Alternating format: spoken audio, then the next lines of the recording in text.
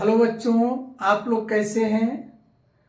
मैं अच्छा हूं। तो इसी प्रकार मैं आशा करता हूं कि आप लोग भी अच्छे होंगे और आप हमारे बायो कैंप चैनल का आनंद ले रहे होंगे। बच्चों, मेरे चैनल को आप अच्छे से देखिए और अच्छे से उसको समझने की कोशिश करिए, जो कि आपको अच्छा से अच्छा लाभ दे सके और आपके पेपर होने में काफ़ी सरलता प्रदान करे। ठीक है बच्चों, तो चलिए आगे हम चलते हैं। जो हमारा टॉपिक चल रहा था, कौन सा टॉपिक चल रहा था? न्यूक्लिक एसिड का हम लोग डीएनए पढ़ चुके थे। आज हम पढ़ने वाले हैं आरएनए।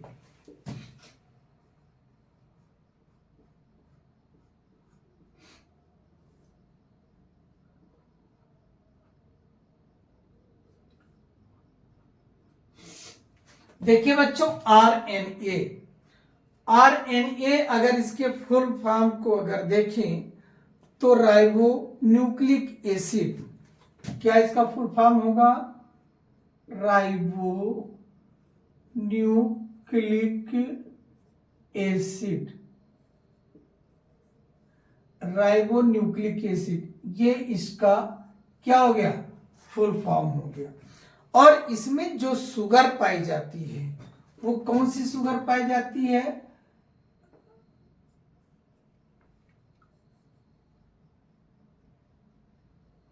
इसमें जो शुगर पाई जाती है राइबोस शुगर पाई जाती है। क्या पाई जाती है? राइबोस शुगर पाई जाती है। और यहां पर बात करते हैं आरएनए की। जो आरएनए होता है बच्चों, आरएनए तो आनुवांशिक पदार्थ की तरह भी कार्य करता है और आपके प्रोटीन संश्लेषण या प्रोटीन सिंथेसिस में भी मदद करता है। अब यहां पर आरएनए में प्रोटीन सिंथेसिस कहां होता है और कहां पर यह आरएनए आनुवांशिक पदार्थ की तरह अपना रोल अदा करता है, इस पे हम बात करते हैं। तो चलिए पहले हम आरएनए के निर्माण की बात करें।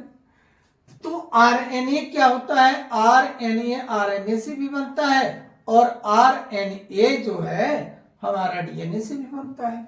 मान लीजिए अगर आरएनए आपका डीएनए से बना, तो जब डीएनए से बनेगा तो सबसे पहले ये अनस्टेबल कंपाउंड के रूप में बनेगा, जिससे हम क्या कहेंगे? एचएनआरएनए। क्या कहते हैं? एचएनआरएनए कहेंगे। इसका जो फुल फॉर्म है हेट्रोजीनस न्यूक्लियर आरएनए। क्या है? हेट्रोजीनस न्यूक्लियर आरएनए कहते हैं। और यह जो होता है अनस्टेबल होता है। कैसा होता है? अनस्टेबल होता है। अर्थात ये बहुत कम समय के लिए एचएनआरएनए के रूप में रुकेगा। ये कुछ समय बाद दूसरे रूपों में बदल जाएगा, वो मैं बताने जा रहा हूं। जब डीएनए से आरएनए बनता है तब उस समय एक उसका जो प्रोसेस होती है उसका नाम होता है ट्रांसक्रिप्शन। क्या नाम है? ट्रांसक्रिप्शन।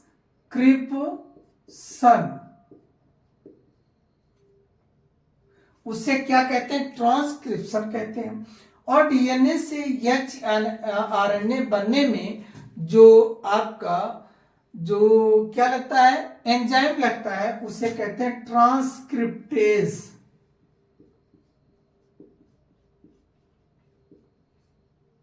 क्या कहते हैं? ट्रांसक्रिप्टेज। या होता है डीएनए डिपेंडेंट आरएनए पॉलीमरेज या डीएनए डिपेंडेंट आरएनए पॉलीमरेज कहते हैं। और जब एचएनआरएनए बन जाएगा तो यह दूसरे रूप में बदल जाएगा। एक ये बदल सकता है या तो आरएनए में, या ये बदल सकता है एमआरएनए में, या ये कन्वर्ट हो सकता है टीआरएनए में। या तो ये आरआरएनए में बदल जाएगा, या एमआरएनए में बदल जाएगा, या टीआरएनए में बदल जाएगा। तो इस प्रकार डीएनए से हमारा आरएनए फॉर्मेशन हो जाएगा।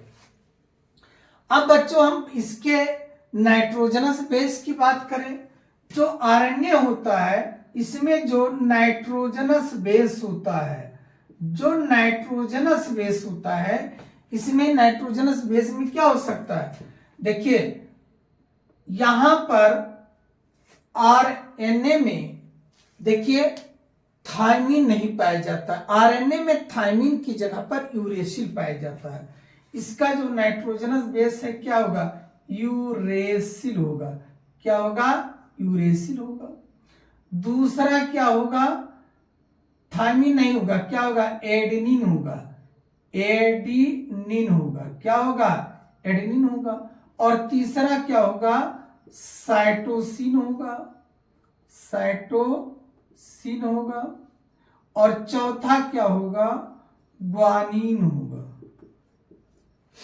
यूरेसिल, एडेनिन, साइटोसिन और ग्वानिन, ये इसके नाइट्रोजनस बेस हैं और इनको शॉर्ट फॉर्म में यू से, इनको ए से और इसको सी से और इसको जी से हम डिनोट किया करेंगे। ये नाइट्रोजनस बेस हो गए। अब कोई कहे, जो हमारे नीट में या बड़े बड़े कंपटीशन में जो एक बहुत क्वेश्चन, इतने में से बहुत बड़ा क्वेश्चन बन करके आता है, वो यहां से आता है, टीआरएनए से आता है। अब जब हमने कहा कि आरएनए में ये नाइट्रोजनस बेस पाए जाएंगे, तो यहीं पर एक क्वेश्चन आता है या पूछा जा सकता है, टीआरएनए में कौन सा नाइट्रोजनस बेस पाया जाएगा। तो भूलिएगा नहीं बच्चों, टीआरएनए एक ऐसा अकेला आरएनए है जिसमें यूरेसिल के स्थान पर थायमिन पाया जाएगा। क्या पाया जाएगा, थायमिन पाया जाएगा।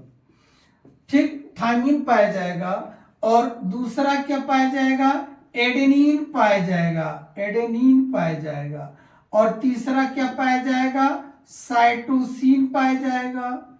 और चौथा क्या पाया जाएगा, ग्वानिन पाया जाएगा।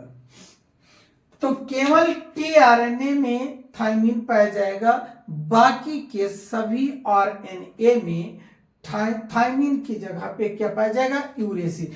तो ये एक बहुत बड़ा अंतर है स्वयं आरएनए में, देखिए स्वयं आरएनए में भी है, और बहुत बड़ा अंतर ये शो कर रहा है स्वयं डीएनए से, जो डीएनए था।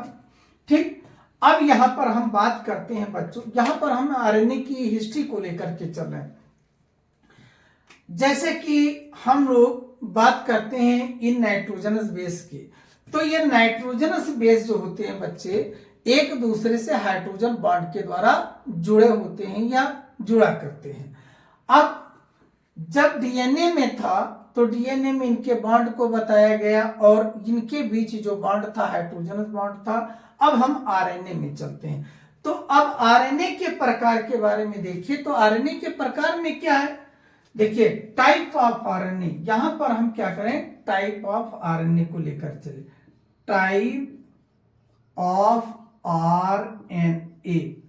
अब टाइप ऑफ आरएनए में यहां पर देखा जाए तो टाइप ऑफ आरएनए दो प्रकार के होते हैं। कितने प्रकार के, 2 टाइप। जो टाइप ऑफ आरएनए कितने प्रकार के होते हैं, 2 टाइप। पहला होता है इनका ए, जेनेटिक आरएनए।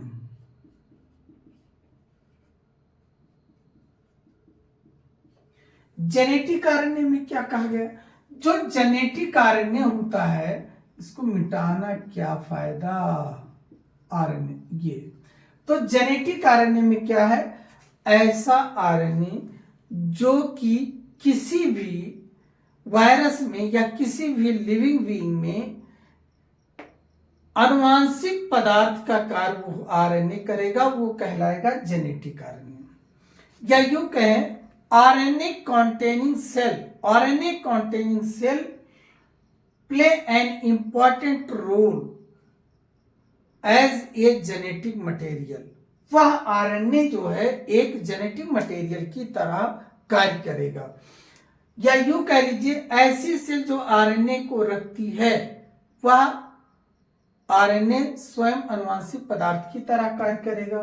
तो जैसे कि हम अगर इसमें देखें उदाहरण के तौर पर TMB, क्या है TMB, टोबैक मोज़ेक वायरस, यह है जो जेनेटिक आरएनए की तरह कार्य करेगा। दूसरा बच्चों जो बी आता है नॉन जेनेटिक, यही बोझ है नॉन जेनेटिक आरएनए। ये क्या है नॉन जेनेटिक आरएनए, मतलब ऐसा आरएनए जो किसमें पाया जाए, डीएनए कंटेनिंग सेल में पाया जाए। ऐसा आरएनए जो डीएनए कंटेनिंग वायरस में पाया जाए, मतलब ऐसी सेल जिनमें डीएनए पाया जाए, अगर उसका आरएनए है या उसमें आरएनए है तो वह आरएनए नॉन जेनेटिक आरएनए कहलाता है या कहलाएगा। तो ये रहा नॉन जेनेटिक आरएनए। जैसे कि नॉन जेनेटिक आरएनए को 3 कैटेगरी में बांटा गया है।